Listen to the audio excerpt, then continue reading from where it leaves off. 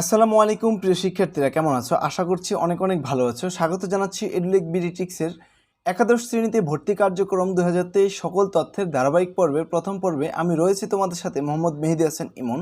কথা বলবো একাদশ শ্রেণীতে ভর্তির সকল তথ্য নিয়ে টুকিটাকি আলোচনা করব। একাদশ শ্রেণীতে ভর্তি 2023 একাদশ শ্রেণীর ভর্তির জন্য কি কি কাগজপত্র লাগবে তা সহ একাদশ শ্রেণীর ভর্তির সকল খুঁটিনাটি তথ্য নিয়ে আজকের আলোচনা।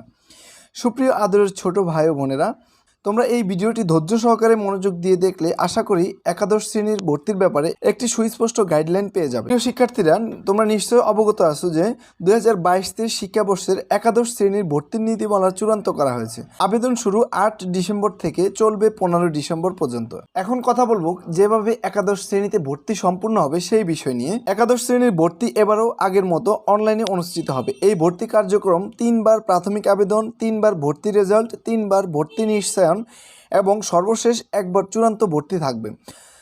তবে চূড়ান্তভাবে ভর্তি হওয়ার সময় সরাসরি কলেজে গিয়ে ভর্তি ফি ও প্রয়োজনীয় কাগজপত্র জমা দিয়ে ভর্তি হতে হবে। প্রথমে জেনে নেওয়া যাক প্রথম পর্যায়ে কিভাবে আবেদন করতে পারবা।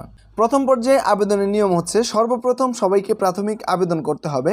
যারা ফলাফল পুনর্নিরীক্ষণের জন্য আবেদন করবে তাদেরকেও আবেদন করতে হবে। এরপর আবেদন যাচাই বাছাইয়ের জন্য সময় দেওয়া হবে।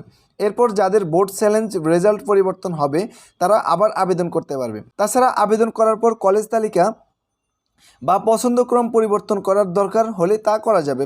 তবে সর্বোচ্চ 5 বার প্রথম পর্যায়ের আবেদনের পছন্দক্রম পরিবর্তন করা যাবে। এবার 4-5 দিনের মধ্যে প্রথম পর্যায়ের তোমাদের রেজাল্ট দিয়ে দিবে।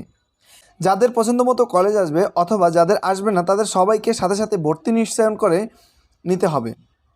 কেননা ভর্তি নিশ্চয়ন না করলে প্রথম পর্যায়ের রেজাল্ট ও আবেদন উভয় বাতিল বলে গণ্য হবে। এরপর সবাইকে চূড়ান্ত ভর্তির জন্য অপেক্ষা করতে হবে। তবে যারা পছন্দের কলেজ না আসা সত্ত্বেও ভর্তি নিশ্চয়ন করবে তাদের অটো মাইগ্রেশন চালু হবে এবং মাইগ্রেশনের রেজাল্ট 2 বার দিবে। ফলে পরবর্তীতে যে মাইগ্রেশনের মাধ্যমে যেই কলেজে চান্স পাবে তাকে সেই কলেজেই ভর্তি হতে হবে, তাহলেও পারবে। ফলে তাদের দ্বিতীয় পর্যায়ে নতুন করে আবেদন ফি দিয়ে আবেদন করতে হবে। দ্বিতীয় পর্যায়ে ভর্তির আবেদন, যারা প্রথম পর্যায়ের আবেদন করতে পারেনি অথবা প্রথম পর্যায়ে ভর্তি নিশ্চয়ন করেনি তাদের সবাইকে আবেদন ফি দিয়ে সতর্কতার সাথে আবেদন করতে হবে। কেননা এবার কেউ আবেদন যাচাই বাছাই ও পছন্দক্রম পরিবর্তন করার কোনো সুযোগ থাকবে না। এবার 2 দিন পর তাদের প্রথম পর্যায়ের নিশ্চয়নকারীদের প্রথম মাইগ্রেশনের রেজাল্ট দেবে। এরপর যারা নতুন করে চান্স পাবে শুধু তাদের ভর্তি নিশ্চয়ন করতে হবে। আর যাদের মাইগ্রেশন হবে না তাদেরকে দ্বিতীয় মাইগ্রেশনের জন্য তোমরা অপেক্ষা করতে হবে। এবার আসো তৃতীয় পর্যায়ে আবেদনটা কিভাবে হবে। এখন যারা একাদশে আবেদন করতে পারোনি বা দ্বিতীয় পর্যায়ে ভর্তি নিশ্চয়ন করেনি তাদের সবাইকে আবেদন ফি দিয়ে সতর্কতার সাথে আবেদন করতে হবে। কেননা এবারও আবেদন যাচাই বাছাই ও পছন্দক্রম পরিবর্তন করার সুযোগ কিন্তু থাকবে না। 2 দিন পর তাদের প্রথম পর্যায়ের নিশ্চয়নকারীদের মাইগ্রেশনের রেজাল্ট বের হবে। এরপরের কাজ ঠিক আগের মতোই, তবে এ পর্যায়ে যে কলেজে চান্স পাবে তাকে সেই কলেজেই ভর্তি হতে হবে। কেননা এরপর আর নতুন করে আবেদন বা মাইগ্রেশন করার কোনো সুযোগ থাকছে না। চূড়ান্ত পর্যায়ে আবেদন, প্রথম, দ্বিতীয়, তৃতীয় পর্যায়ে যারা চান্স পেয়ে ভর্তি নিশ্চয়ন করেছো শুধু তারাই এখন তাদের চান্স পাওয়ার কলেজে ভর্তি হতে পারবে। এজন্য চূড়ান্ত ভর্তির সময়ে তোমাদের প্রয়োজনীয় কাগজপত্রগুলো নিয়ে যেতে হবে। তোমাদের চূড়ান্ত কাগজপত্র ভর্তি হতে কি কি লাগবে সেই বিষয়ে আমাদের নতুন ভিডিও শীঘ্রই আসছে। তো তোমরা অবশ্যই আমাদের চ্যানেলে চোখ রাখবা এবং সকলেই আপডেটগুলো পেতে সাবস্ক্রাইব করে পাশে থাকবা।